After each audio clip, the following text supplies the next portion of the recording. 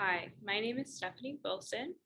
I am a PhD student at the Virginia Institute of Marine Science, and I am excited to share with you my VAC lesson plan, which is entitled From the Subsurface to the Sky, Tracking Groundwater with Drones.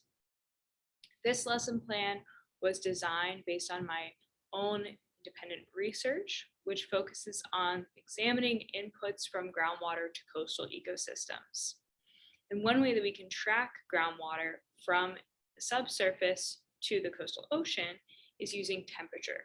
And that's really the basis of this lesson plan, which uses drone imagery to show students how temperature differences can be used to track groundwater and the constituents that groundwater brings with it, such as nitrogen or pollutants as it's flowing to the ocean.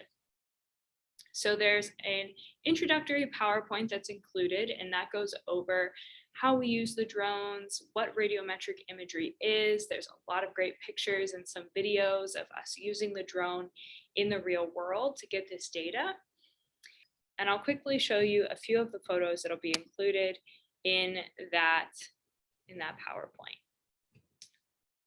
So now you should be seeing drones shown on the screen, and this is one of the slides that will be included in the intro PowerPoint. This is the drone that we actually use when we take these measurements, radiometric images that can tell us where groundwater is in water.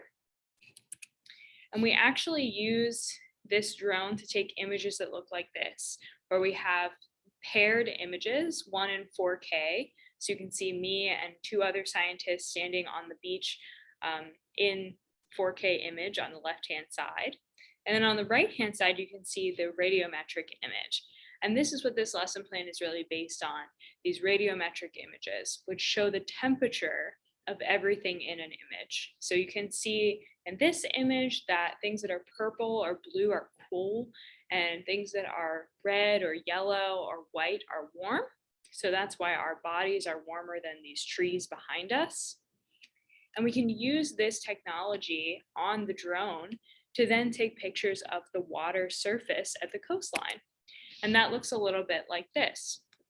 And as noted in our introductory PowerPoint, the different signatures that you see in the temperature of the water, for example, if you're looking at the radiometric image in this middle beach here, there's some strings of lighter colors, which indicate that there's warmer water in that part of the coastal ecosystem, which indicates that we have groundwater discharge in that region.